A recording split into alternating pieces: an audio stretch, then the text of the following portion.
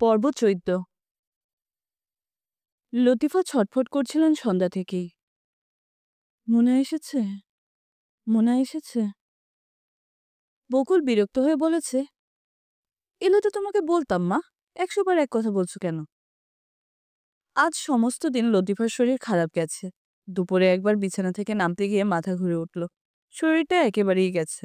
দুপুরে কিছুই খেতে পারেননি, বমি করে উপড়ে ফেলেছেন। সন্ধ্যাবেলা তার বুক কাঁপতে লাগলো। পুরানো শ্বাসকষ্ট নয়, অন্য এক ধরনের কষ্ট। তার ভয় করতে লাগলো। তিনি চাপা স্বরে কয়েকবার বাবুকে ডাকলেন। কেউ এলো না। হয়তো শুনতে পায়নি, কিংবা শুনেও আসছে না। আজকাল সহজে তার কাছে কেউ আসে না। একসময় সখিনা এসে ঘর ঝাড় দিতে শুরু করলো। কি অলক্ষণে ব্যাপার! সন্ধ্যাবেলা কেউ গৃহস্থ বাড়িতে ঝাড় দেয়? তিনি অনেকক্ষণ উঁচু গলায় বকাঝকা করলেন। তার বুকের ধরফরানি আরো বেড়ে গেল। একসময় মনে হলো ঘরের আলো অস্বাভাবিক উজ্জ্বল, চোখে বিধছে। অনেক রাতের দিকে মাঝে মাঝে এরকম হয়। আলো হঠাৎ কিছুক্ষণের জন্য বেড়ে যায়। তিনি ব্যস্ত হয়ে পড়লেন মোনার জন্যে। মিনিটে একবার করে জিজ্ঞেস করতে লাগলেন, দেখ তো, মনে এসেছে নাকি? মোনা এসে তার অবস্থা দেখে বড়ই অবাক হলো। হাত পা ঠান্ডা হয়ে আসছে। ব্যাপার কি? মোনা উদ্বিগ্ন স্বরে বলল, মামা ফেরেননি? বাবু বলল, ফিরেছিলেন, আবার কোথায় যেন গেছেন। মামি কিরকম করছে তোরা দেখছিস না? যা দৌড়ে ডাক্তার নিয়ে। লতিফা হাঁপাতে শুরু করলেন। ঘরের আলো এত উজ্জ্বল যে চোখ মেলে রাখা যাচ্ছে না। মামি, খুব খারাপ লাগছে? হুম, তুই আমার হাত ধরে বসে থাক। মোনা হাত ধরে পাশে বসল। বকুল অবাক হয়ে দূরে দাঁড়িয়ে আছে। লতিফা তাকালেন বকুলের দিকে। কি সুন্দর একটি মেয়ে! কে বলবে তার মতো অতি সাধারণ একটি মায়ের কোলে এত সুন্দর একটি শিশু আসবে? মোনা বলল, দাঁড়িয়ে দেখছিস কি? একটা ন্যাকড়া ভিজিয়ে এনে কপাল মুছিয়ে দে। বকুল ছুটে গেল রান্নাঘরে।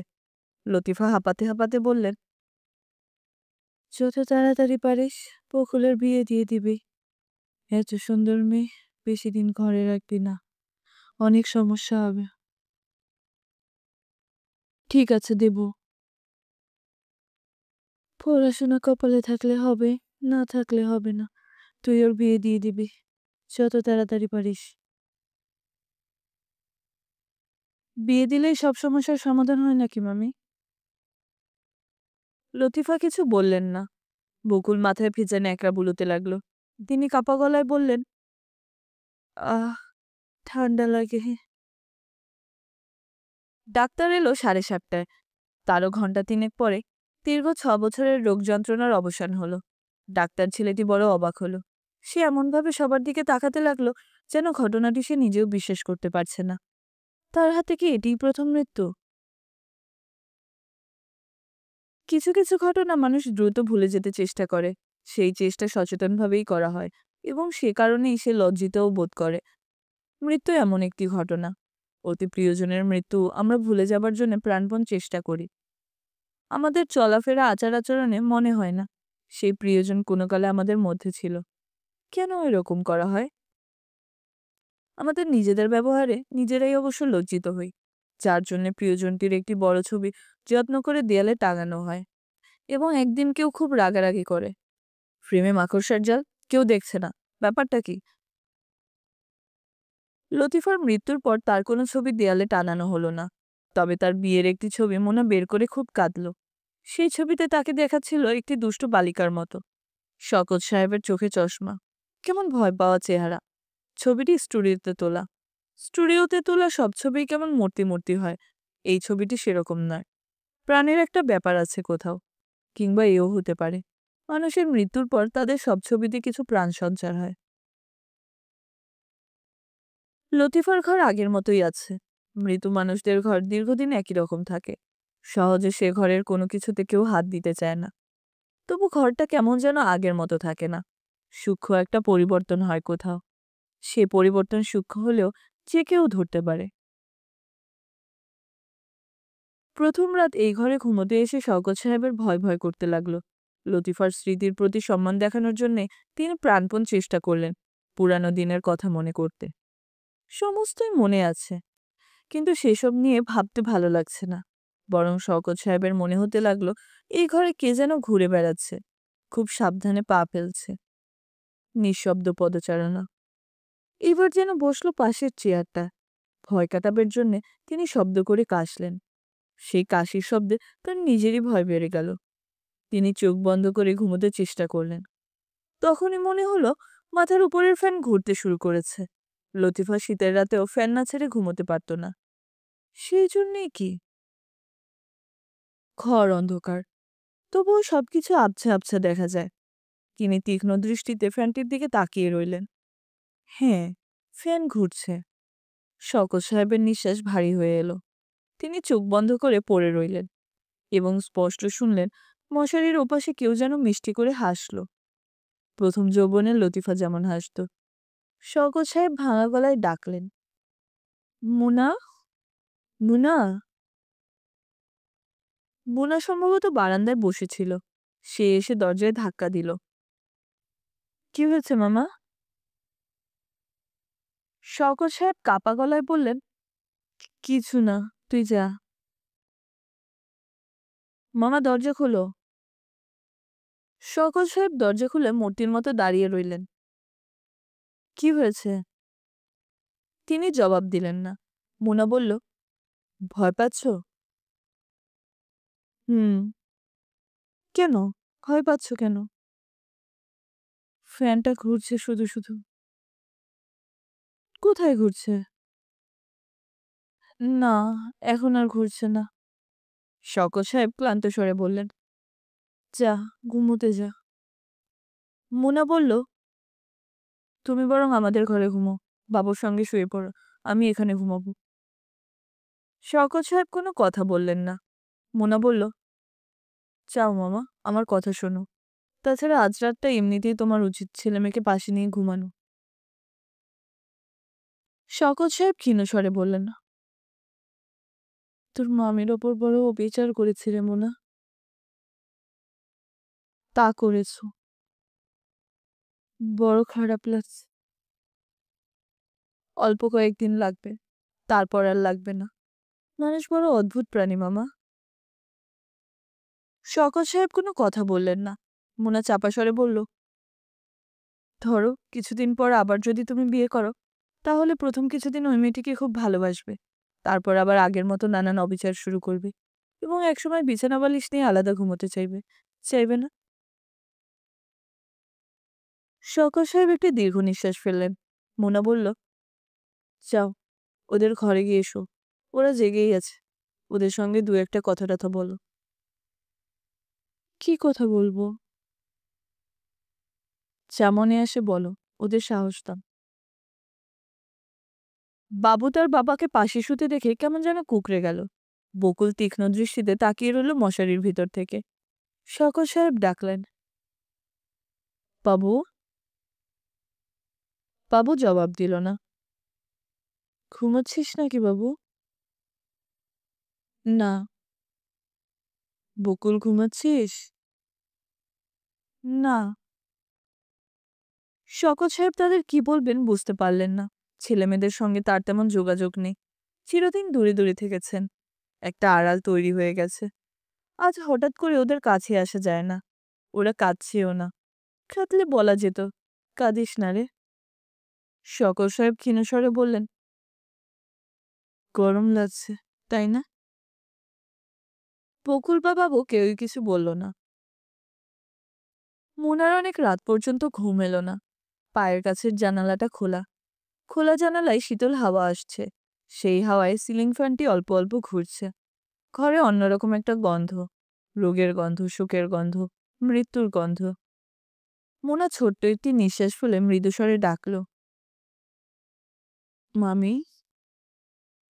কেউ জবাব দিল না। মৃত্যুর উপরে অন্য কোনো ভুবন আছে কি? না থাকাটা খুব কষ্টের হবে। মোনার পানির তৃষ্ণা হচ্ছিল, কিন্তু উঠে গিয়ে পানি আনার ইচ্ছা হচ্ছিল না। সে চোখ বন্ধ করে পড়ে রইল। কত অসংলগ্ন কথাই না তার মনে এলো, যার সঙ্গে মামির কিছুমাত্র সম্পর্ক নেই। খুব ছোটবেলায় নদীর ধারে বেড়াতে গিয়েছিল। সেখানে লাল রঙের একটা প্রকাণ্ড কাকড়া তার দিকে হঠাৎ ছুটে আসতে শুরু করলো। অনেকদিন পর সেই দৃশ্যটি পরিষ্কার মনে এলো। কেন এলো? শীত করছে। এবার কি আগেভাগে শীত পড়ে গেল নাকি? কাঁথায় শীত মানবে না। লেপ বের করতে হবে শিগগির। লেপগুলির কি অবস্থা কে জানে? তেলাপোকায় কেটে কুটে সর্বনাশ করে রেখেছে হয়তো। অনেকদিন রোদে দেয়া হয় না। মোনা বিছানা ছেড়ে উঠল। পানির পিপাসা অগ্রাহ্য করা যাচ্ছে না। দরজা খুলে বের হয়ে সে একটি অদ্ভুত দৃশ্য দেখল। মামা তার ছেলে মেয়ে দুটিকে নিয়ে ক্যাম্পখাটে বসে আছেন। দু হাতে জড়িয়ে ধরে আছেন দুজনকে। মামা ধরা গলায় ডাকলেন, মোনা, আয় মা এদিকে। মোনা গেল না। নিশিরাত্রির এই মুহূর্তটি ওদের। সেখানে তার স্থান কোথায়? সে রান্নাঘর থেকে পানি খেয়ে আবার শুয়ে পড়ল। আজ সারাদিন বড় পরিশ্রম গিয়েছে। বড় ক্লান্ত লাগছে। কিন্তু ঘুম আসছে না। মোনা চেষ্টা করল তার বাবার ছবিটি মনে আনতে। কিছুতেই মনে এলো না। শুধু মনে পড়ল প্রচণ্ড একটা শীতের রাতে ছোট খালা তাকে ঘুম থেকে তুলে নিয়ে যাচ্ছেন বাবার ঘরে। চারদিকে অনেক লোকজন, অনেক আলো। ছোট খালা বলছেন, চল মা, বাবাকে একটা চুমু দিয়ে আসবে। লক্ষ্মী মেয়ের মতো বাবাকে একটা চুমু দেবে। বাবার ঘর ভর্তি মানুষ, সবাই কেমন অন্যরকম। বাবা তাকে দেখে কাঠির মতো রোগা একটি হাত উঁচু করলেন। মুনা তার খালার গলা জড়িয়ে ধরে চিৎকার করে উঠল। সে কিছুতেই যাবে না বাবার কাছে। বাবা দুর্বল স্বরে বললেন, ও ভয় পেয়েছে, ওকে নিয়ে যাও। ছোট খালা ঘর থেকে বের করে এনে প্রচণ্ড একটা চট দিয়ে বলেছিলেন, বোকা মেয়ে।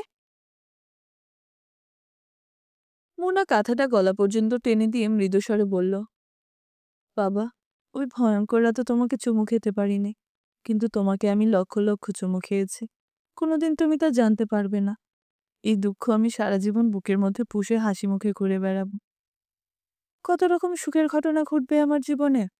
ঘর সংসার হবে, ছেলে মেয়ে হবে, ওরা বড় হবে, ওদের বিয়ে হবে, কিন্তু সেই দুঃখ থাকবেই।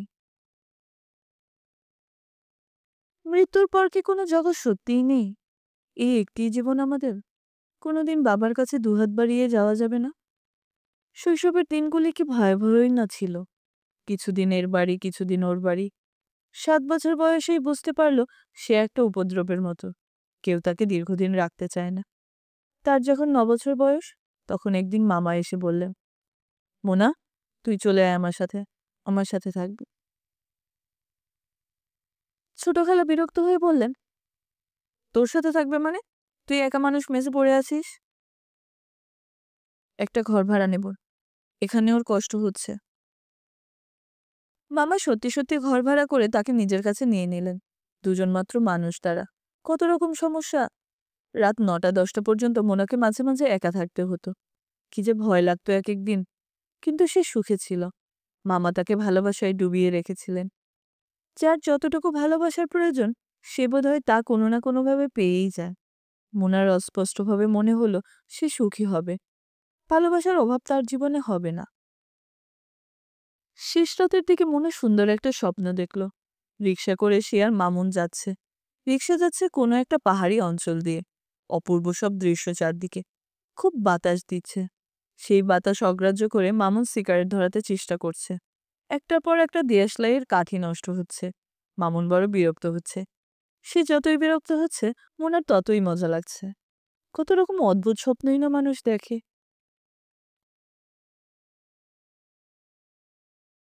মামুন ভেবেছিল ঢাকায় খুব বেশি দিন হলে 7 দিন থাকবে। বেশি দিন থাকা সম্ভব নয়। রাজমিস্ত্রি ঠিক করা আছে, ওরা বসে থাকবে। মেশিন রাখার বেশ পাকা হবে। একটা হাফ বিল্ডিং হবে, প্রচুর কাজ। কিন্তু ঢাকা থেকে বের হবার সে পথ পাচ্ছে না। মোনার সঙ্গে সরাসরি কথা হওয়া দরকার। সমস্ত পরিকল্পনাটি তাকে ভালোমতো বোঝানো দরকার। তাও সম্ভব হচ্ছে না। একটির পর একটি ঝামেলা লাগছে। ছোটখাটো ঝামেলাও নয়, বিরাট সব ঝামেলা। এর মধ্যে ইন্ডাস্ট্রির কথা বলা যায় না।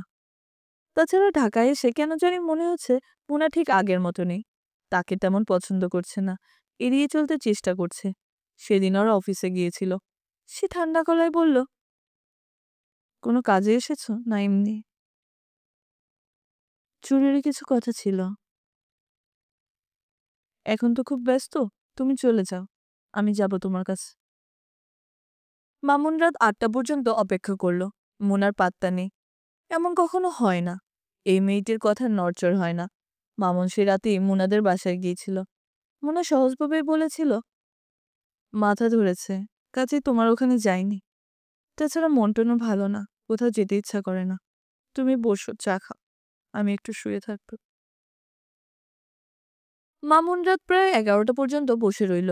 মোনা একবার এসে শুধু চা দিয়ে গেল। শওকত সাহেব এই দীর্ঘ সময় তার সঙ্গে গল্প করলেন। সাপের গল্প।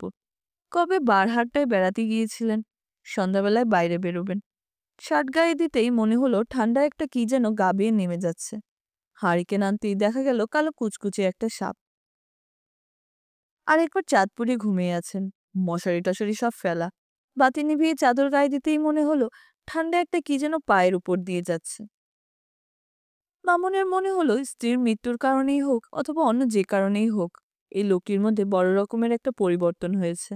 সাপের মতো একটা বিষয় নিয়ে কেউ 2 ঘন্টা এক নাগাড়ে কথা বলতে পারে না। বিশেষত সেই লোক যে কপালে বিরক্তির ভাঁজ না ফেলে আগে একটি কথাও বলতো না। অথচ এখন একে দেখে কেউ বুঝতে পারবে না এর কোনো সমস্যা আছে।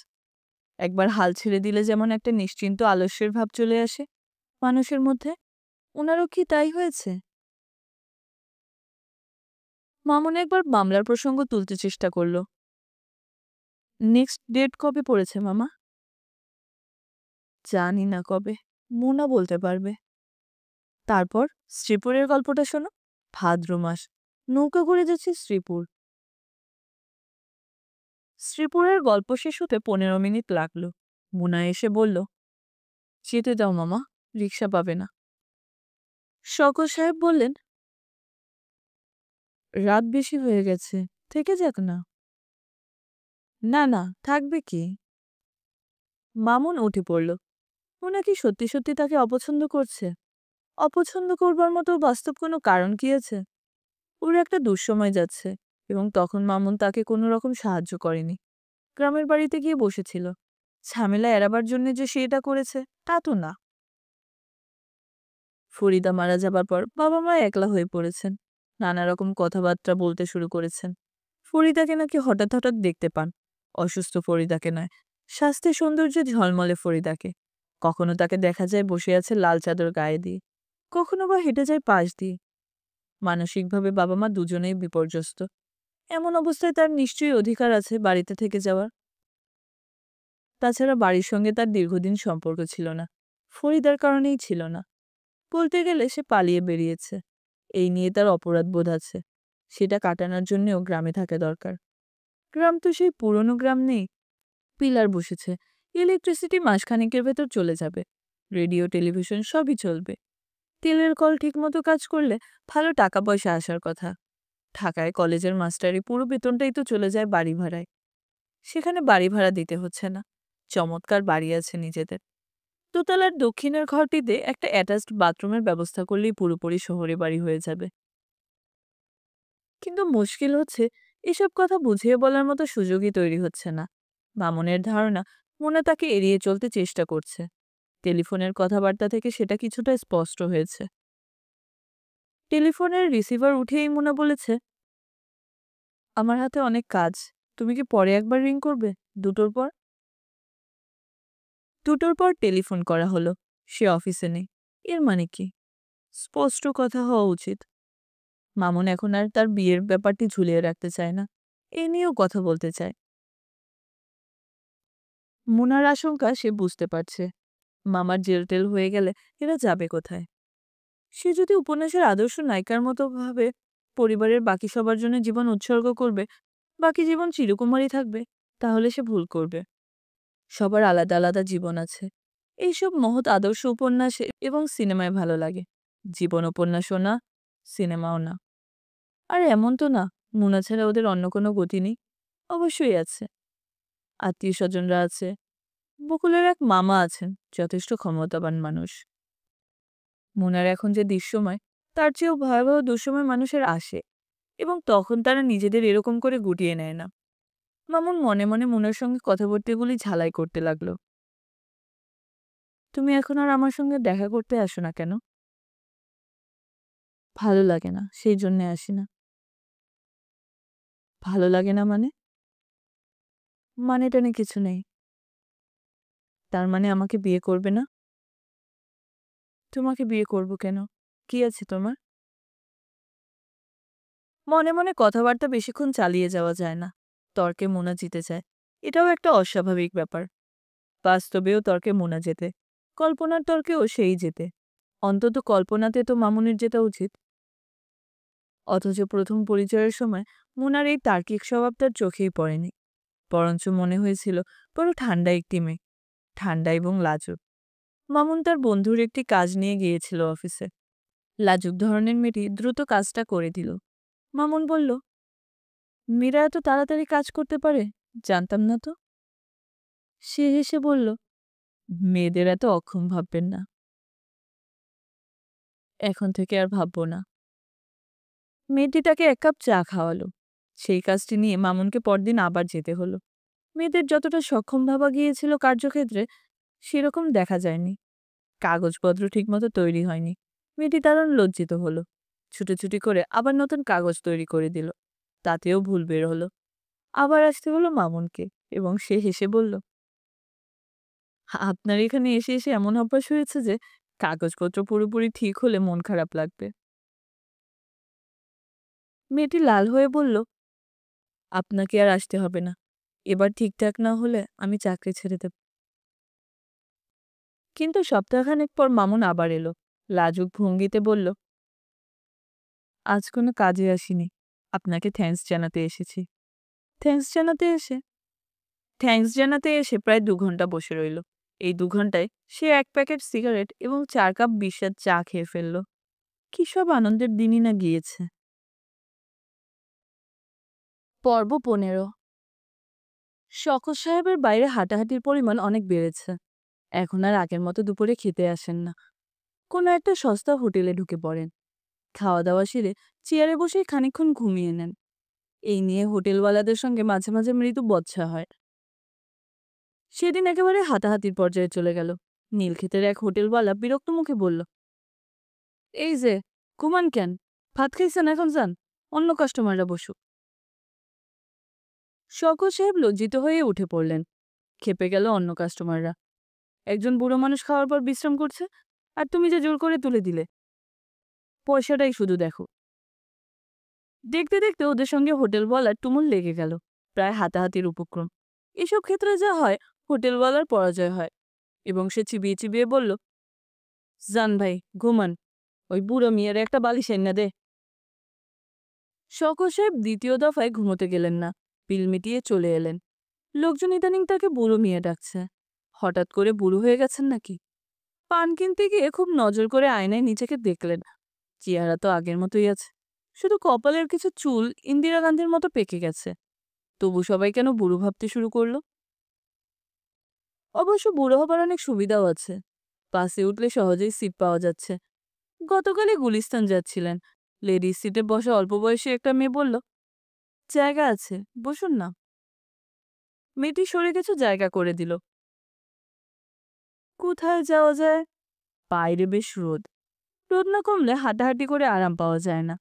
কোনো পার্কে টার্কে খানিকক্ষণ বিশ্রাম নিলে কেমন হয়? শওকত সাহেব চলে গেলেন সোহরাওয়ার্দী উদ্যানে। এই দুপুরের রোদেও জোড়ায় জোড়ায় ছেলেমেয়ে দেখা গেল। প্রেমের সুবিধা দেওয়ার জন্যই কি সরকার এই পার্ক বানিয়েছেন? এই ধরনের কথা ভাবতে ভাবতে শওকত সাহেব একটা ফাঁকা বেঞ্চ খুঁজে বের করলেন এবং সন্ধ্যা পর্যন্ত ঘুমোলেন। বেশ ভালো লাগলো তার। আজও তিনি সেরকম করবেন ভাবলেন। কিন্তু শেষ মুহূর্তে মত বদলে চলে গেলেন নিজের অফিসে। মল্লিকবাবুর কাছে 50 টাকা পাওনা আছে। যদি পাওয়া যায়। আজ মাসের 1 তারিখ। হাতে টাকা থাকার কথা। তার নিজের হাত দ্রুত খালি হয়ে আসছে। কয়েকদিনের মধ্যেই হয়তো মোনার কাছে হাত খরচ চাইতে হবে। আরে আরে, শওকত সাহেব যে, কোথায় ডুব দিয়েছিলেন? শওকত সাহেব হকচকিয়ে গেলেন। অফিসের কোথাও যেন সূক্ষ্ম একটা পরিবর্তন হয়েছে। সবাই আগ্রহ নিয়ে তাকাচ্ছে তার দিকে। তার পোস্টে যে নতুন ছেলেটির অ্যাপয়েন্টমেন্ট হয়েছে, সে উঠে দাঁড়িয়ে আসসালামু আলাইকুম দিল। জসিম সাহেব হাসি মুখে বললেন, এই এসেছেন, ভালো হয়েছে। অনেক কথা আছে। শরীর কেমন আপনার বলেন? শরীর ভালোই। ভালো কোথায়? আপনি তো ভাই বুড়ো হয়ে গেছেন। এ কি অবস্থা? সংসারে অনেক ঝামেলা গেল। আমার স্ত্রী মারা গেছেন। তাই নাকি? আহা! কি বলেন? বড় আফসোসের কথা। কোনোই খবর রাখি না। ওইদিন অবশ্য মল্লিকবাবু বলেছিলেন, চলেন যাই খোঁজ নিয়ে আসি। ঝামেলার জন্য যেতে পারলাম না। অরির হচ্ছে। কোনো দিন ৮টা ৮:৩০ পর্যন্ত থাকতে হয়। চলেন, ক্যান্টিনে চলেন। চাটা কিছু খাই। চা খাবো না। এইমাত্র ভাত খেয়ে এসেছি। চা না খাবেন অন্য কিছু খাবেন। পেপসি খান। ফান্টা খাবেন? আপনার সাথে কথা আছে। অফিসের ক্যান্টিনটিরও অনেক পরিবর্তন হয়েছে। পরিষ্কার পরিচ্ছন্ন। কাঠের চেয়ার সরিয়ে প্লাস্টিকের চেয়ার দেয়া হয়েছে। টেবিলের উপর পরিষ্কার টেবিল ক্লথ। জসিম সাহেব বললেন, ক্যান্টিনের পোল পাল্টেছে। ক্যান্টিনের পোল পাল্টে গেছে। বুঝলেন তো? জি। ক্যান্টিন এখন ইউনিয়নের হাতে। ইউনিয়ন ক্যান্টিন চালাচ্ছে। এখন ইউনিয়ন খুব স্ট্রং। এজন্যই আপনাকে খুঁজছিলাম। কেন? আমাকে কেন? শওকত সাহেব বড়ই অবাক হলেন। ইউনিয়ন তাকে কেন খুঁজছে সেটা জেনে তার বিষয়ের পরিমাণ আরো বাড়ল। আপনাদের মামলাটার ব্যাপারেই খোঁজ হচ্ছে। আমরা সিরিয়াস চাপ দিয়েছি। আমরা বলেছি, আসল যে আসামি দিব্যি চাকরি করে বেতন নিচ্ছে, তার বিরুদ্ধে কেস তোমরা তুলে নিয়েছ। আর যে নিরপরাধ তাকে জেলে পাঠাবার ব্যবস্থা করছে। আমরা এটা হতে দেব না। আমি তো নিরপরাধ না। আপনি তো এটা বললে হবে না। আমরা ব্যাপারটা জানি।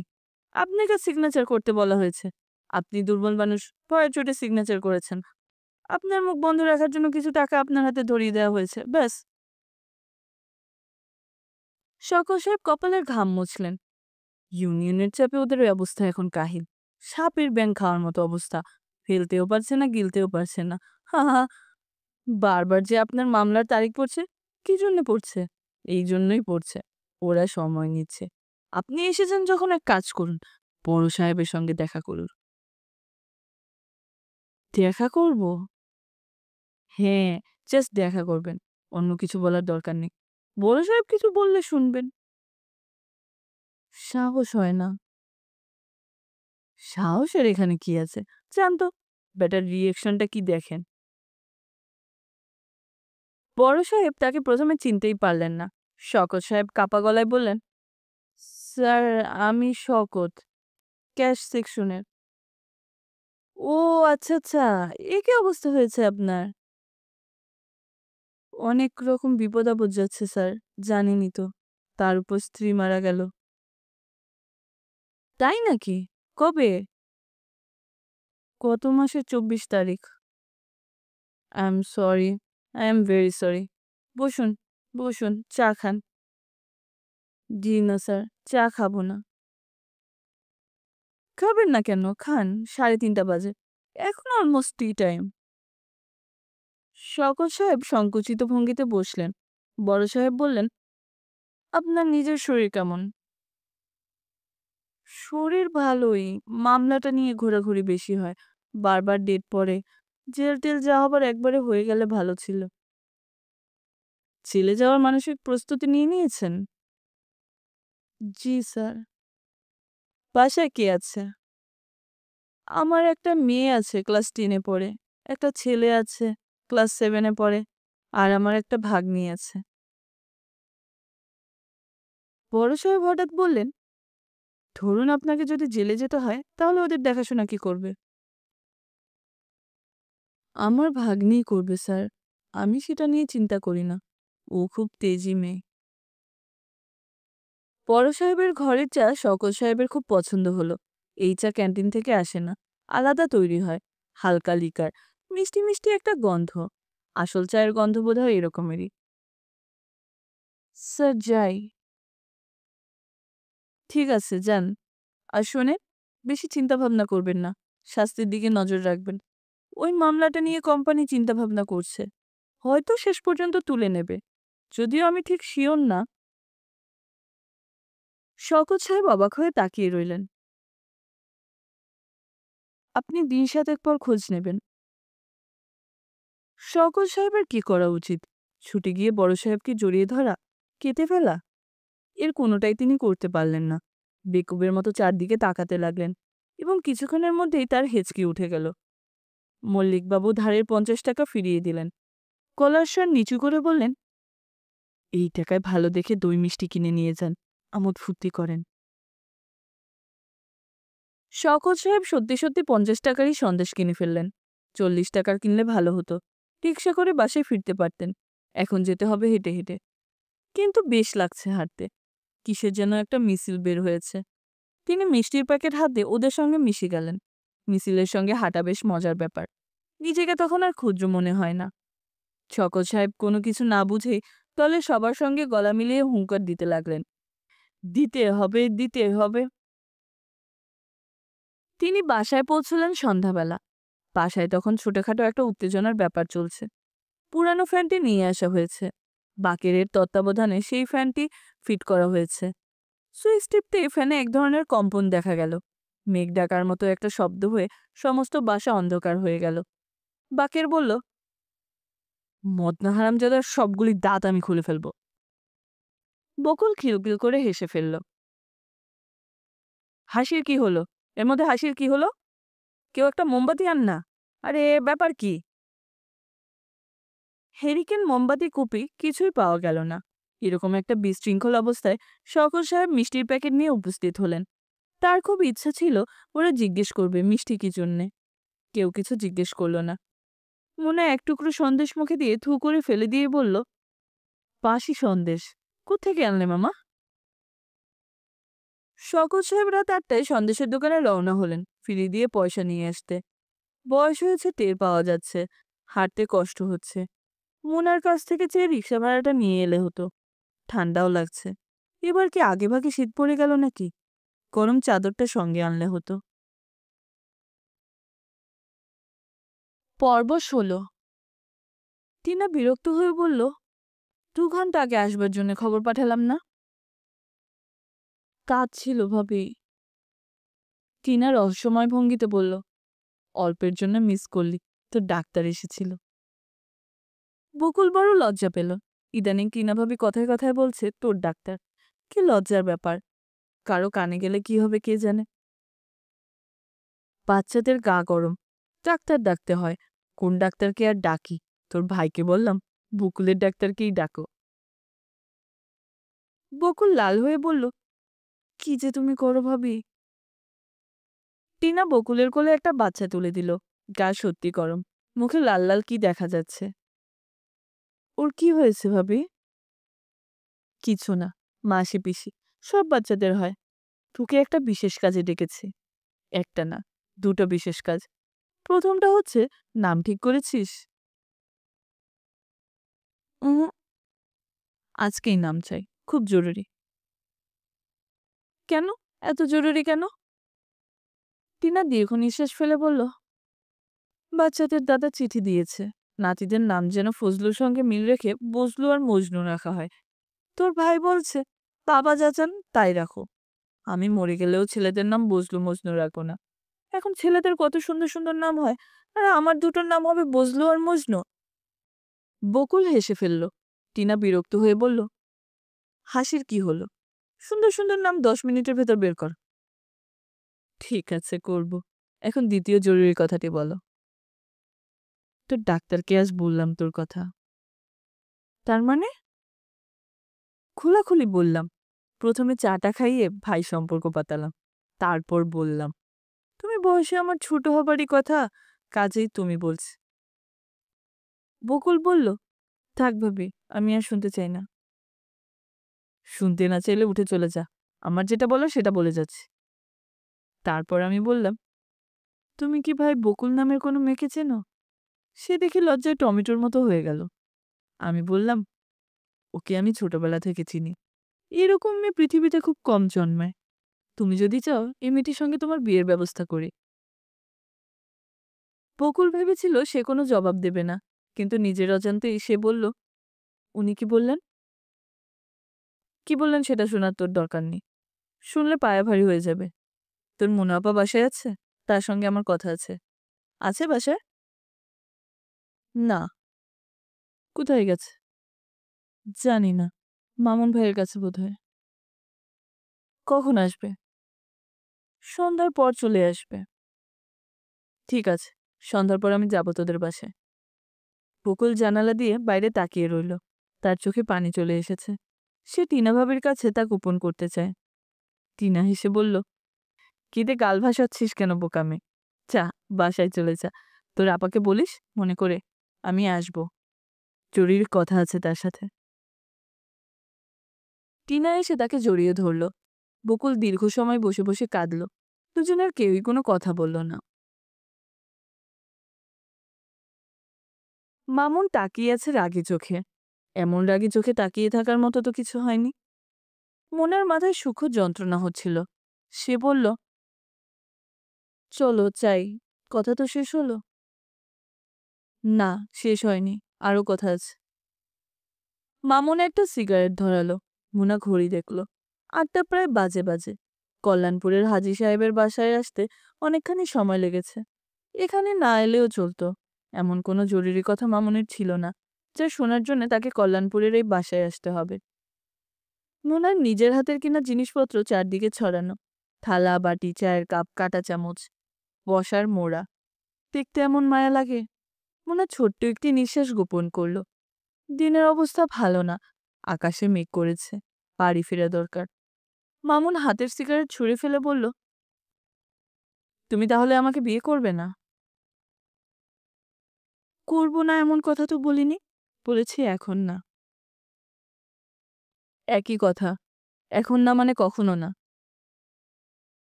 মোনা চুপ করে রইল। মামুন ধমকে উঠল, কথা বলছো না কেন? কি বলবো? তোমার মনে কি আছে সেটা বলো। তোমাকে বলার মতো তেমন কিছু আমার নেই। তুমি একজন স্বার্থপর মানুষ, আমার ভালো লাগে না। আর তুমি কি মাদাম তেরেসা? মোনা ক্লান্ত স্বরে বলল, আমার মাথা ধরেছে, বাসায় যাব। মামুন হঠাৎ উঠে দরজার ছিটকিনি তুলে দিল। মোনা বলল, কি করছো?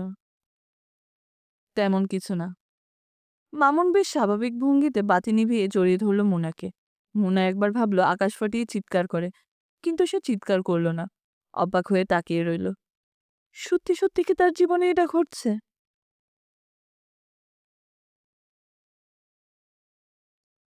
শওকত সাহেব বললেন, তোর কি হয়েছে মোনা? মোনা বলল, আমার কিছুই হয়নি মামা, আমি বেশ ভালো আছি। এরকম লাগছে কেন তোকে? মাথা ধরেছে। একাই এসেছিস? মামুন আসেনি? না, একাই এসেছি। শওকত সাহেব ইতস্তত করে বললেন, একটা খবর আছে মোনা। আজ অফিসে গিয়েছিলাম, বড় সাহেব যেতে বলেছিলেন। অফিসে গিয়ে শুনলাম ওরা কেস উইথড্র করেছে, চাকরিও ফেরত পাওয়া যাবে। ভালো। তোর কি হয়েছে মোনা? কিছু হয়নি মামা, আমি ভালো আছি। মোনা ঘর অন্ধকার করে একা একা তার নিজের বিছানায় বসে রইল। পাশের বিছানায় বাবু শুয়েছে, বোধহয় তার মাথা ধরেছে। শওকত সাহেব একবার এসে বিরক্ত স্বরে বললেন, পড়াশোনা কিচ্ছু হচ্ছে না, সন্ধ্যা না হতেই ঘুম। মোনা, তুই তো কিছু দেখিস না, ডেকে তোল। মোনা কিছু বলল না। শওকত সাহেব বললেন, বকুল দেখি শাড়ি পরে সেজেগুজে ঘুরে বেড়াচ্ছে। মোনা সে কথারও জবাব দিল না। তুই ভালো আছিস তো মা? ভালোই আছি মামা। রাত 10টার দিকে আকাশ ভেঙে বৃষ্টি নামলো। শীতকালের বৃষ্টি, নামলেই ঠান্ডা লাগবে। তবু বকুল এসে ফিসফিস করে বলল, বৃষ্টিতে একটু ভিজবে আপা? বকুলের পরনে একটা নীল রঙের শাড়ি, আবার কপালে নীল টিপও দিয়েছে। তার খুব ইচ্ছে হচ্ছে বৃষ্টিতে নামার। সে আবারও বলল, আপা এসো না, পায়ে পড়ি তোমার। আহ, কি সুন্দর লাগছে বকুলকে।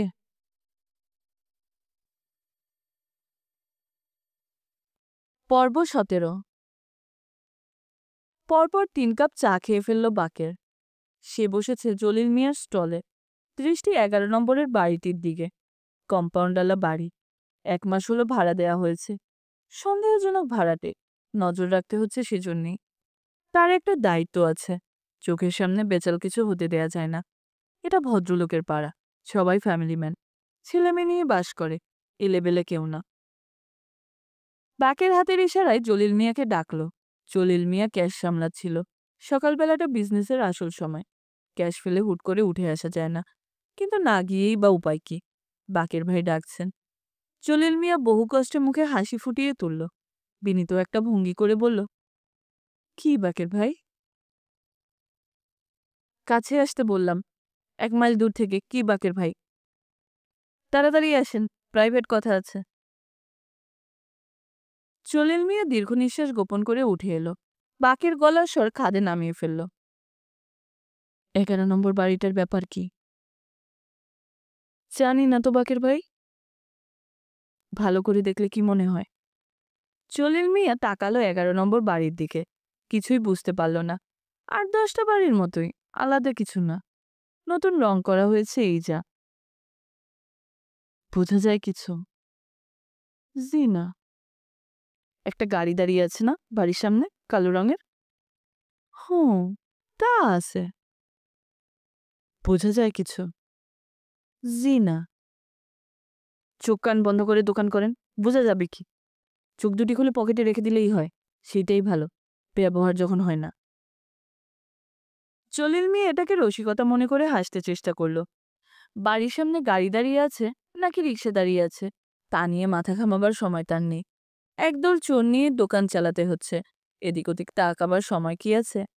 চায়ের স্টল করতে গেলে ম্যানেজারের 10টা চোখ থাকতে হয়, তাকিয়ে থাকতে হয় 10 দিকে, তার মাত্র 2টা চোখ। পাকের ভাই আমি যাই, ক্যাশ খালি। পাকের সে কথার জবাব না দিয়ে উঠে দাঁড়ালো। কালো গাড়িটার মালিক বের হয়ে আসছে। লোকটার উপর চোখ রাখা দরকার। লোকটা মুস্কো জোয়ান, চকচকে একটা পাঞ্জাবি গায়ে দিয়ে আছে। তাকে বিদায় দিতে 18-19 বছরের একটা মেয়ে গেটের বাইরে এসেছে, খুব হাত নাড়ছে। লোকটা গম্ভীর। বাকের এগিয়ে গেল, তার হাতে সিগারেট। মেয়েটাকে কাছ থেকে দেখা দরকার। 2 বোন এবং তাদের মা থাকে এ বাড়িতে।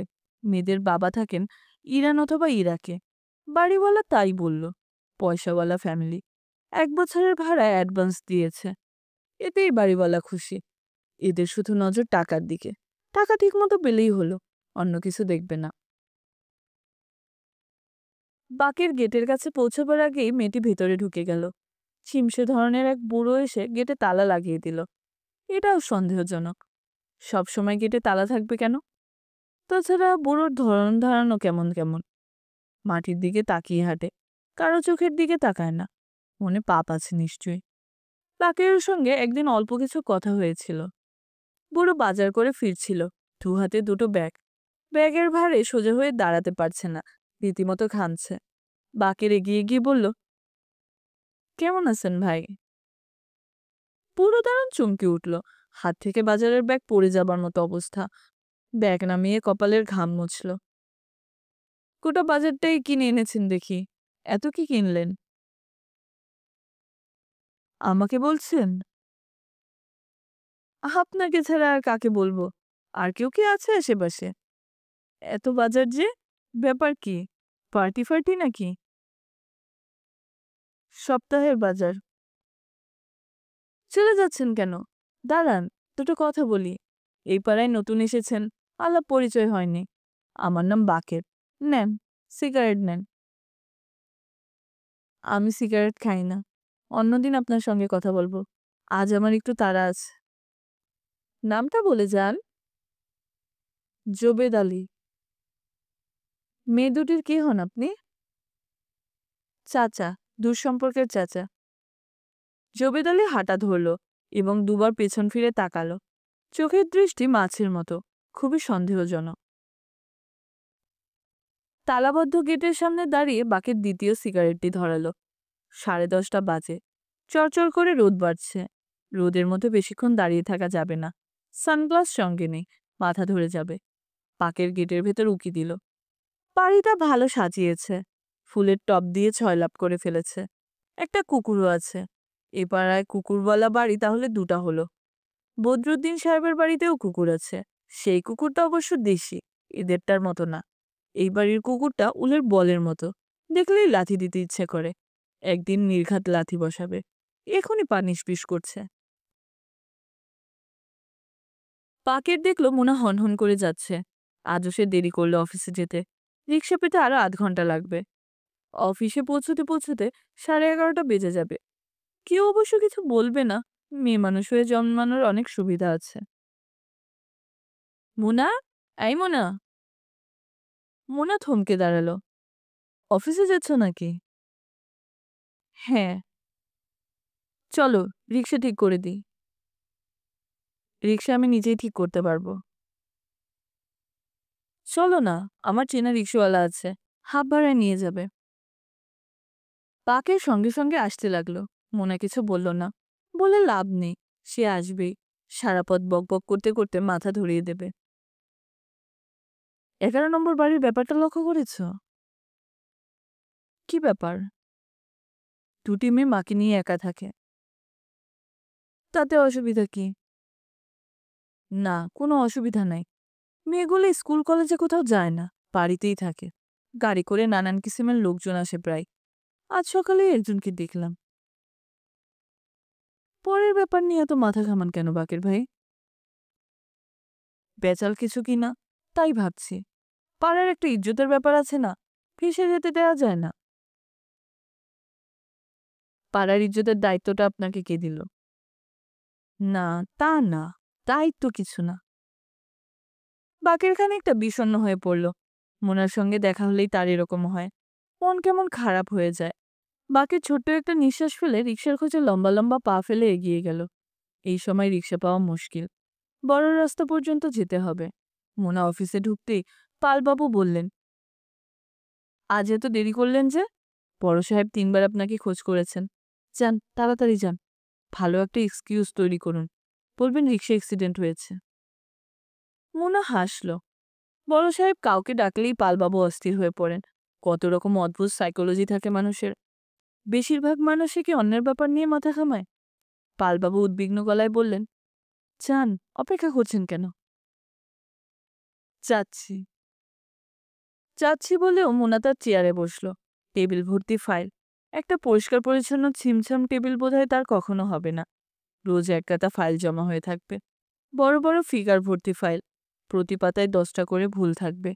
ক্যালকুলেটর টিপে টিপে ফিগার চেক করতে করতে মাথা ধরে যাবে এবং বমি বমি ভাব আসবে। কুৎসিত ব্যাপার। পালবাবু বললেন, আবার বসে পড়লেন কেন? শরীরটা বিশেষ ভালো না পালবাবু। ফাইল দেখে মাথা ঘুরাচ্ছে, বমি আসছে। মনে হচ্ছে বমি করে দেব। মোনা মুখ বিকৃত করল। স্যারের সঙ্গে দেখা করে আসেন, তারপর রেস্ট নেন। 1 গ্লাস লেবু শরবত খান, শরীর ফ্রেশ হয়ে যাবে। ভিটামিন সি আছে, খুব এফেক্টিভ। যান যান, দেরি করবেন না। স্যারের সঙ্গে ঝামেলাটা সেরে আসুন, আমি শরবতের ব্যবস্থা করছি। ঝামেলা করতে হবে না, আমি অফিসে বেশিক্ষণ থাকবো না, এক্ষুনি চলে যাব। কেন? বলেছি তো আপনাকে, আমার শরীরটা ভালো না, মাথা ঘুরাচ্ছে। বড় সাহেব কাকে যেন টেলিফোন করছিলেন। হাত ইশারা করে মোনাকে বসতে বললেন। টেলিফোন নিশ্চয়ই খুব ব্যক্তিগত। তিনি নিচু গলায় কথা বলছেন এবং মনে হচ্ছে মোনার উপস্থিতিতে কিছুটা অস্বস্তি বোধ করছেন। মোনার একবার ইচ্ছে হলো বাইরে গিয়ে দাঁড়ায়, কিন্তু বড় সাহেব হাত ইশারায় করে বসতে বলেছেন।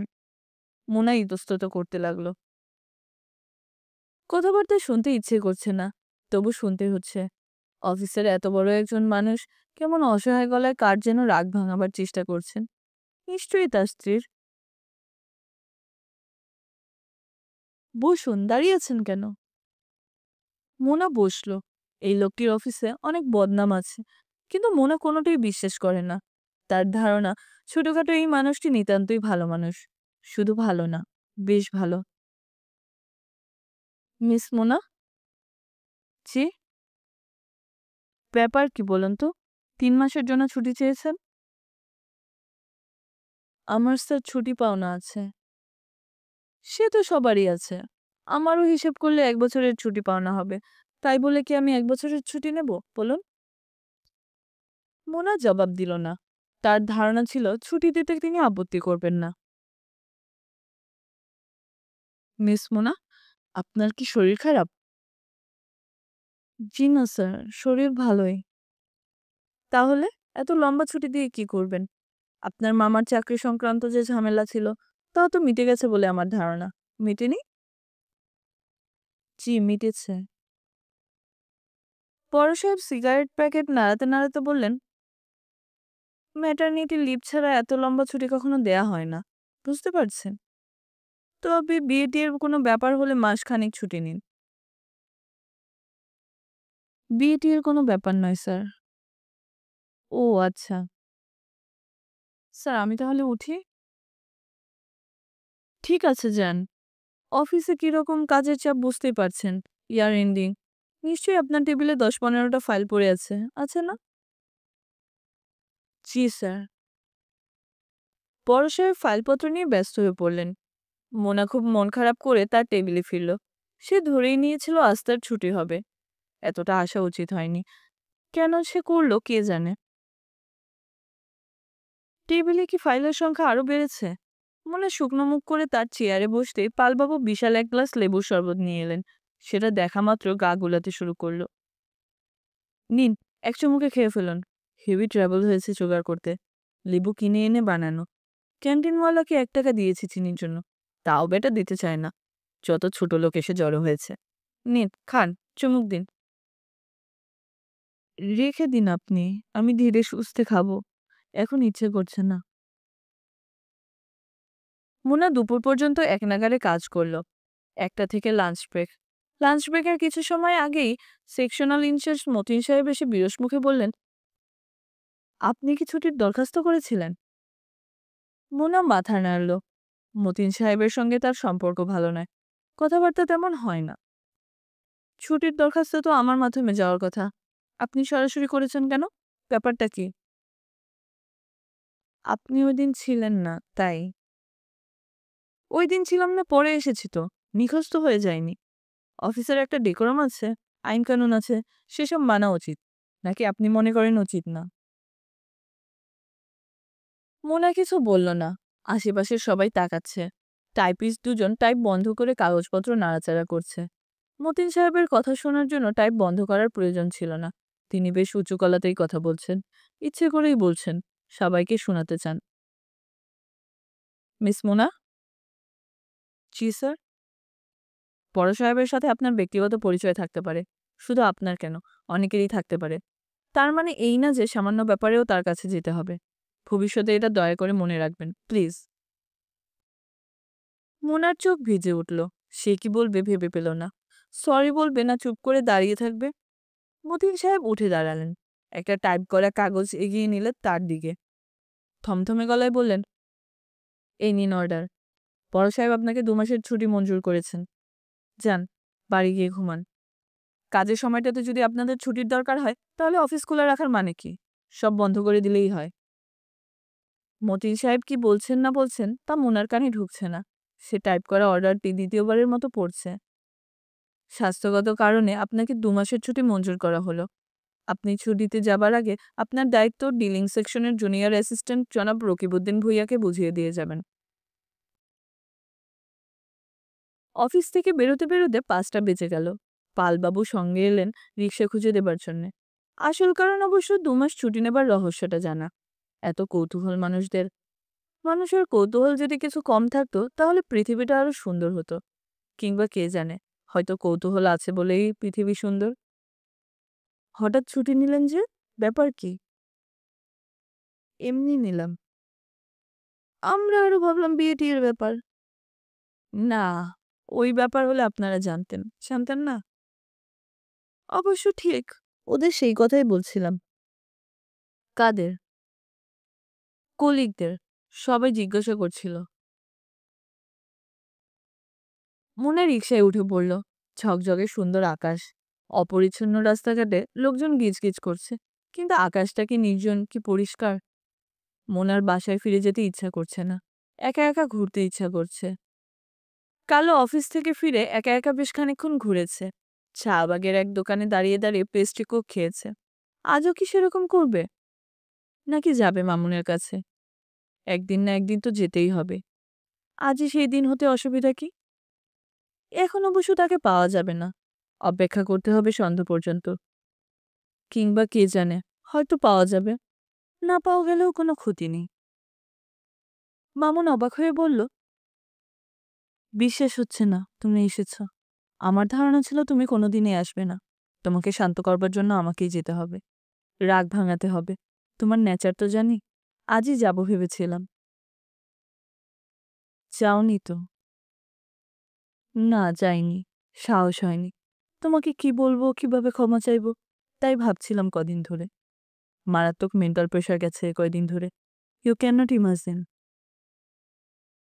এখন কি প্রেশারটা কমেছে? হ্যাঁ, কমেছে। যখন তুমি বলবে আমাকে ক্ষমা করে দিয়েছ, তখন পুরোপুরি কমে যাবে। ১ মিনিট বসো, আমি আসছি। কোথায় যাচ্ছ? চাটা দিতে বলি। যাবো আর আসবো। রিল্যাক্স করো। মামুন চটি ফটফট করতে করতে খুব ব্যস্তভাবে নিচে নেমে গেল। নেমে যাওয়ার ভঙ্গি কত সহজ, কত স্বাভাবিক। মোনা নিজের মনে খানিকক্ষণ হাসল। একটি ১০-১১ বছরের ছেলে কৌতূহলী হয়ে উকি দিচ্ছে। নতুন কাজের ছেলে বোধহয়। এই মেসে ২ দিন পরপরই নতুন কাজের ছেলে আসে। কিছুদিন থাকে, তারপর কোনো এক বোর্ডারের জিনিসপত্র চুরি করে চলে যায়। একবার মামুনের সব জিনিসপত্র নিয়ে পালিয়ে গেল। ওই ছেলেটার নাম ছিল রাখাল। মোনার সঙ্গে ভালোই খাতির ছিল। তাকে দেখতে আসলেই ছুটে মামুনকে খবর দিত। মামুন যখন থাকতো না, সে ঘর খুলে দিত। মেঝেতে বসে গল্প করত। রাখাল কি কারো নাম হয়? তুই তো আর গরু চড়াস না যে নাম থাকতে হবে রাখাল।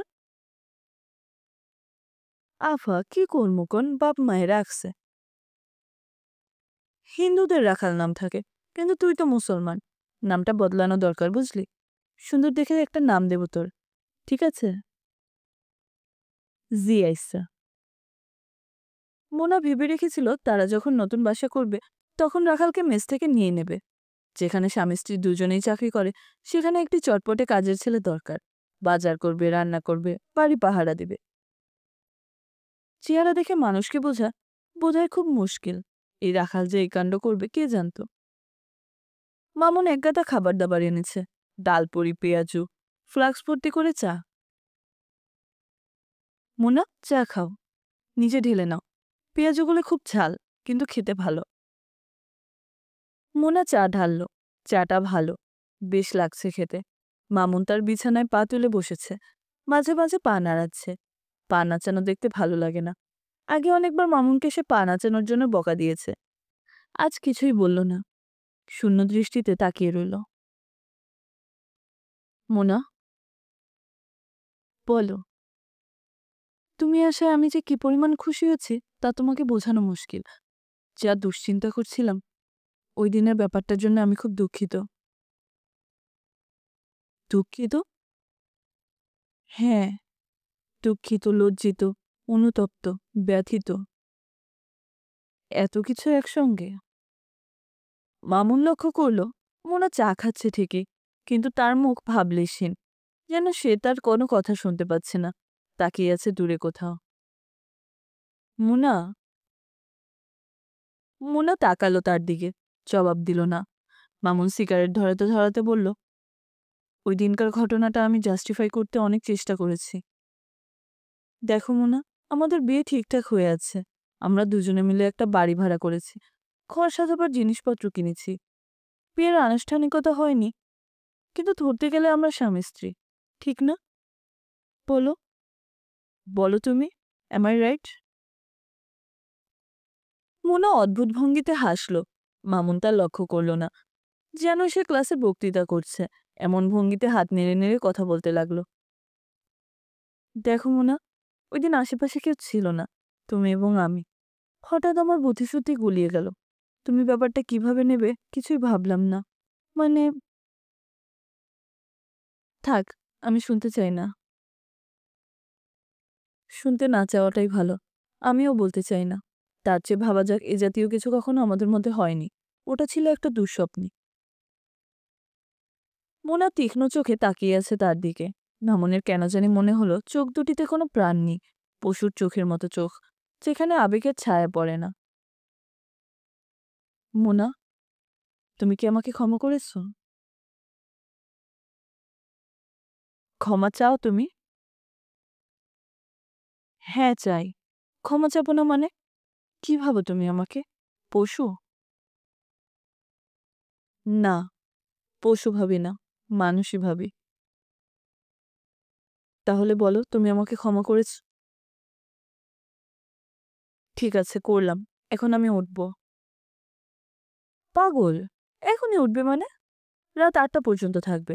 তারপর আমি তোমাকে বাসায় পৌঁছে দেব এবং তোমাদের বাসায় রাতে খাবো। তোমার মামার সঙ্গে কথা বলে আমাদের বিয়ের ডেট ফাইনাল করব। বিয়েটা ১ সপ্তাহের ভেতর সেরে ফেলতে হবে। এমনিতেই যথেষ্ট দেরি হয়ে গেছে। মামুন অবাক হয়ে দেখল মোনা উঠে দাঁড়াচ্ছে।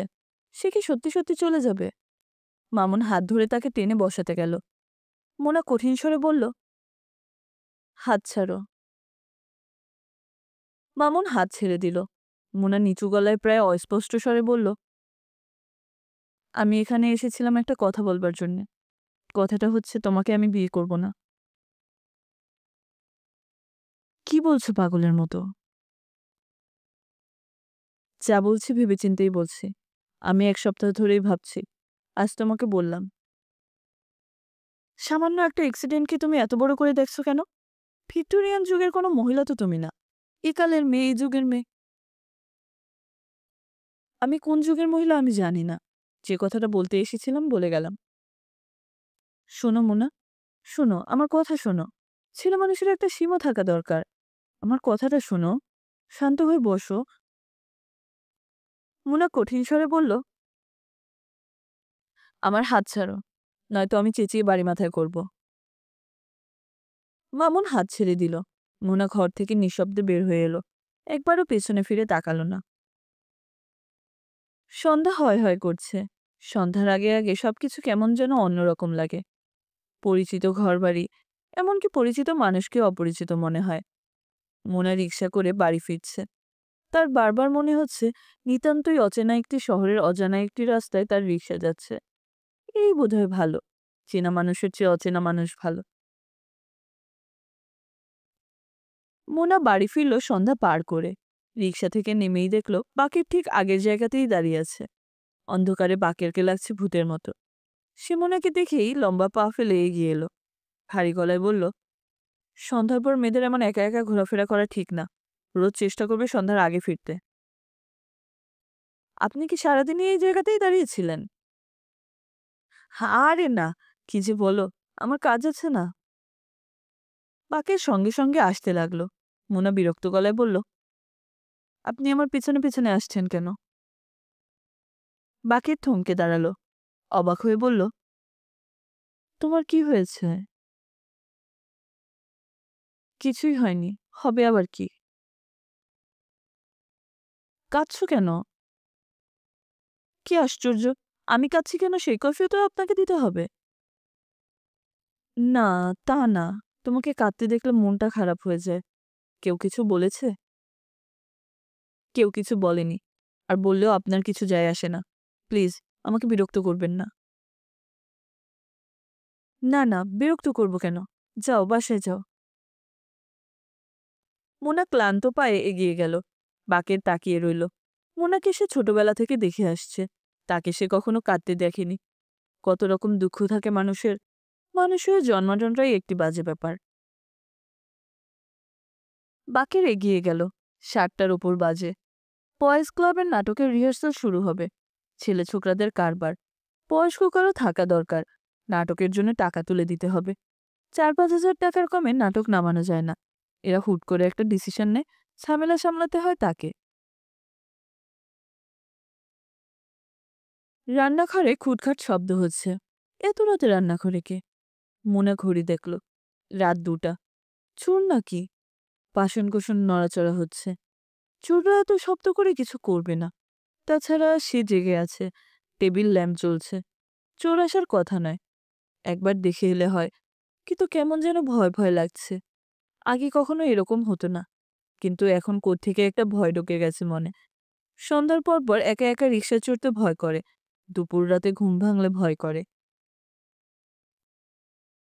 মোনা নিচু স্বরে ডাকল, বকুল, বকুল। বকুল নড়ল না। তার ঘুম পাথরের মতো। টেনে বিছানা থেকে নামালেও ঘুম ভাঙবে না। বিয়ে হলে এই মেয়ের খুব ঝামেলা হবে। স্বামী বেচারা খুব বিরক্ত হবে। পৃথিবীর সব স্বামীরাই বোধহয় চায় রাতে গায়ে হাত দেয়া মাত্র স্ত্রী জেগে উঠে আদুরি গলায় বলবে, কি চাও? মোনা এসব আজে বাজে কথা ভাবছে কেন? তার নিজের উপরই রাগ লাগলো। সে বকুলের শাড়ি ঠিক করে দিল। এত বড় মেয়ে, কিন্তু কি বিশ্রী ঘুমোবার ভঙ্গি। বকুল, বকুল। বকুল পাশ ফিরল, কিন্তু কোনো শব্দ করল না। তার মুখ হাসি হাসি। সুন্দর কোনো স্বপ্ন দেখছে বোধহয়। ওর বয়সে সে শুধু ভয়ের স্বপ্ন দেখত। একটা স্বপ্ন ছিল সাপের। স্বপ্নটা এত স্পষ্ট যে সবসময় মনে হতো সত্যি। সে পুকুরে গোসল করতে গিয়েছে। পানিতে পা ছোঁয়াবার সঙ্গে সঙ্গে পানিতে ভাসতে ভাসতে একটা সাপ আসতে থাকে তার দিকে। সে দৌড়াতে শুরু করে। সাপটা তার পিছু ছাড়ে না। সে পাগলের মতো কত গলিতে গলিতে ঢুকে, কিন্তু সাপটা থাকেই। পেছনে ফিরলেই সে দেখে লাল পুঁতির মতো দুটি চোখ, চিরা জিভ। কি কুৎসিত স্বপ্ন! এমনিতেই কত ভয়াবহ সমস্যা মানুষের থাকে, ঘুমের মধ্যেও সেসব সমস্যা উঠে আসতে হবে। স্বপ্নটা কেন সবসময় আনন্দের হয় না? বকুল, বকুল। কি? উঠতো একটু, রান্নাঘরটা দেখে আসি। কে যেন খুটখাট করছে। বকুল উঠে বসল, বিছানা থেকে নামল। তার ঘুম কাটেনি। উঠে দাঁড়াতে গিয়ে সে হেলে পড়ে যাচ্ছে, চোখ আধা বোঝা। এখন মোনার মায়া লাগছে। ঘুম না ভাঙালেই হতো। স্বপ্ন দেখছিলি নাকি? এই বকুল। না। কটা বাজে আপা? 2টা 5। তারা দরজা খুলে বারান্দায় এসে দাঁড়ালো। বারান্দাটা বেশ ঠান্ডা। কার্তিক মাসের মাঝামাঝি ঠান্ডা হবারই কথা, কিন্তু ঘরের ভেতর গুমোট গরম। এখনো ফ্যান ছেড়ে ঘুমোতে হয়। যখন পুরোপুরি শীত পড়বে, তখন এই ঘরটি হয়ে যাবে হিমশীতল। কি অদ্ভুত যে বাড়ি! রান্নাঘরে কিছুই নেই, জানালা বন্ধ, শিকল তোলা। পুকুল বলল, ইঁদুর শব্দ করছে আপা, খুব ইঁদুর হয়েছে। এত মোটা একটা ধাড়ি ইঁদুর দেখেছি। মোনা কিছু বলল না। পুকুল হাই তুলছে। ঘুম ভাঙিয়ে ওকে তুলে আনাটা খুব অন্যায় হয়েছে। কে? কথা বলছে কে?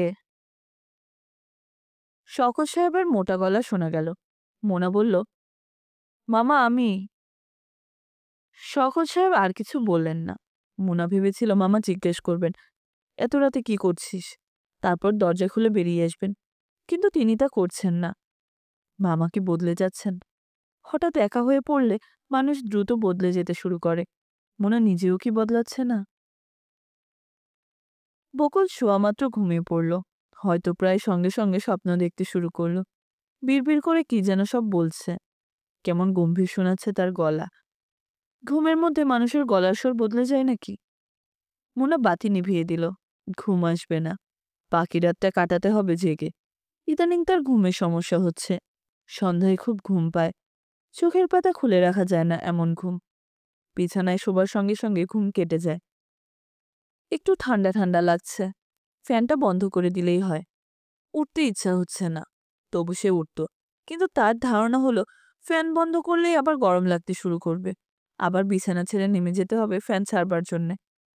রান্নাঘরে খুটখাট শব্দ হচ্ছে। ইঁদুর। ইঁদুরের উপদ্রব আগে ছিল না, হঠাৎ হয়েছে। শুধু নয়, সেই সঙ্গে প্রচুর তেলাপোকা। এত তেলাপোকাও আগে ছিল না। ওই দিন বাবু বলছিল, মা মারা যাবার পর বাড়িটা অন্যরকম হয়ে গেছে। বলে সে নিজেই লজ্জা পেয়ে গেল। এটা একটা সাধারণ সহজ কথা। এর মধ্যে লজ্জা পাওয়ার মতো কিছু নেই। মামির মৃত্যুর পর বাড়িটা সত্যি সত্যি কিছু বদলেছে।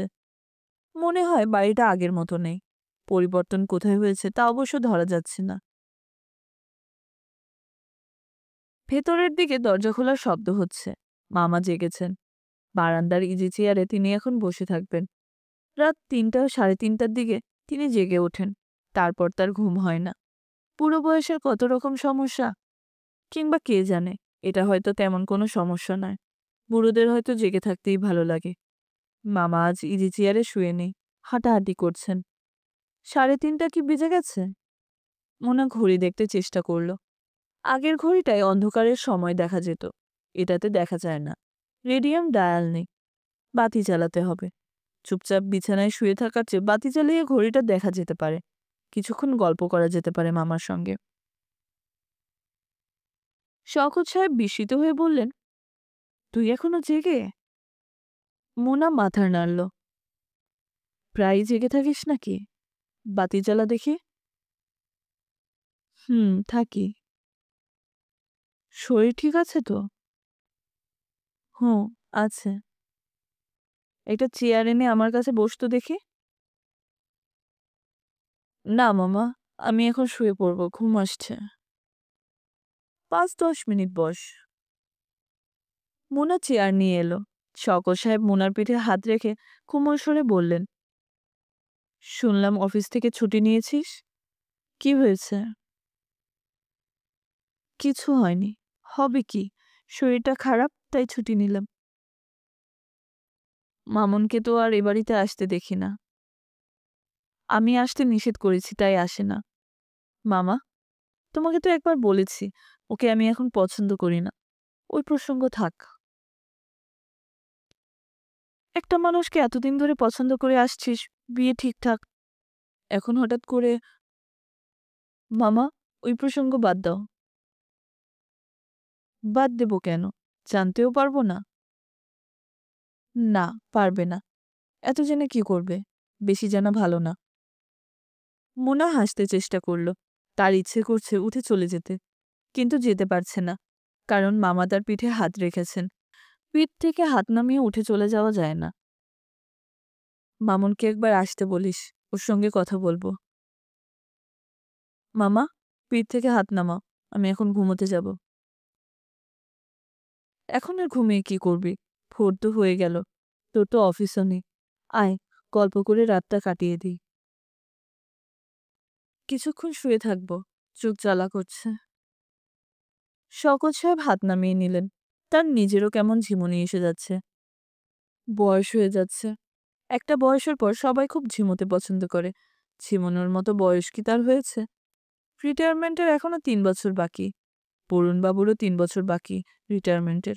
কিন্তু এখনো তাকে জোয়ান মানুষ বলে মনে হয়। জুলপির কাছে কিছু চুল পাকা ছাড়া মাথার সব চুল কালো। ঝিমোতে ঝিমোতে শওকত সাহেব একসময় সত্যি সত্যি ঘুমিয়ে পড়লেন। তাকে ডেকে তুলল বকুল। তিনি দেখলেন রোদে চারদিক ঝলমল করছে। এত বেলা হয়ে গেছে তিনি কল্পনাও করেননি। কটা বাজে রে? ১০টা। কি সর্বনাশ, আগে ডাকিসনি কেন? মুনা আপা নিষেধ করে গিয়েছে। নিষেধ করলেই হলো, আমার কি অফিস টফিস নেই? শওকত সাহেব অসম্ভব ব্যস্ত হয়ে পড়লেন। যেভাবেই হোক ১১টার আগে অফিসে পৌঁছতে হবে। বড় সাহেব ১১টার সময় আসেন। এসেই একবার চারদিকে চোখ বুলিয়ে যান। কে কে এখনো আসেনি সেটা মনে মনে নোট করেন। বকুল, জি। মুনাকে ডেকে আন। আপা তো বের হয়ে গেছে। কোথায় গেছে? অফিস থেকে তো ছুটি নিয়েছে শুনলাম। কোথায় গেছে জানি না বাবা, কিছু জিজ্ঞেস করিনি। জিজ্ঞেস করিসনি কেন? কাল জিজ্ঞেস করেছিলাম, তাতে খুব রেগে গেল। রাগলে রাখবে, রোজ জিজ্ঞেস করবি। ওর ব্যাপারটা কি? জানি না বাবা। জানি না বললে তো হবে না, জানতে হবে। মুনা কাঁধে কালো ব্যাগ ঝুলিয়ে হাঁটছে। কদিন ধরেই সে এরকম করছে। উদ্দেশ্যবিহীন হাঁটা। কোনো একটি দোকানের সামনে কিছুক্ষণ দাঁড়ানো, তারপর আবার হাঁটা।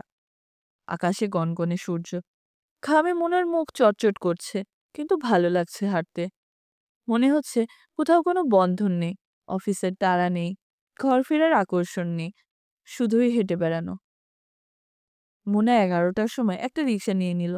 যাবে যাত্রাবাড়ি। যাত্রাবাড়িতে তার এক চাচা থাকেন, মনির চাচা। তার সঙ্গে কোনো রকম যোগাযোগ নেই। হঠাৎ করেই তার কথা মনে পড়ল। মোনার দুঃসময়ে তিনি কোনো রকম দায়িত্ব নেননি। মুখ শুকনো করে বলেছিলেন, নিজের ছেলে মেয়েই মানুষ করতে পারি না, আর অন্যের মেয়ে মানুষ করব কিভাবে? অসম্ভব। মেয়ের মামারা আছে, তারা দেখুক। আমি গরিব মানুষ, নিজের চলে না। মবিন সাহেব বাড়িতেই ছিলেন। তিনি মোনাকে দেখে খুবই অবাক হলেন। ভারী গলায় বললেন, কি রে, তুই কি মনে করে? ভালো আছিস? ভালোই আছি। আপনি কেমন আছেন? আর আমার থাকা, ব্লাড প্রেশার, নড়তে চড়তে পারি না।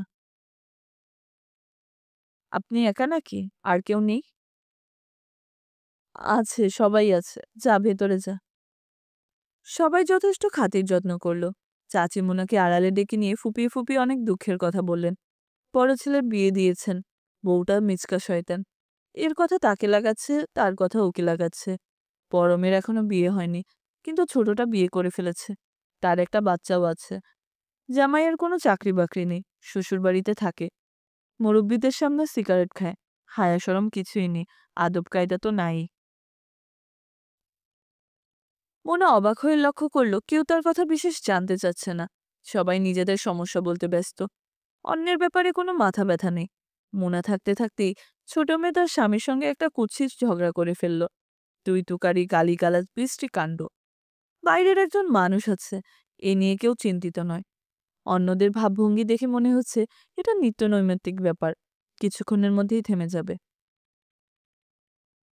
বাড়ির মানুষজনের মধ্যে নতুন বউটিকেই বরং তার ভালো লাগলো। তাকে মোটেই মিচকা শয়তান বলে মনে হলো না। কথাবার্তা চমৎকার, বেশ বুদ্ধিশুদ্ধি আছে। মোনাকে তার ঘরে নিয়ে চা বানিয়ে খাওয়ালো। এই ছোট একটুখানি ঘরেই চায়ের সরঞ্জাম এবং কেরোসিন কুকার। বুঝলেন আপা, এই সংসারে কিছুদিন থাকলে মাথা খারাপ হয়ে যাবে।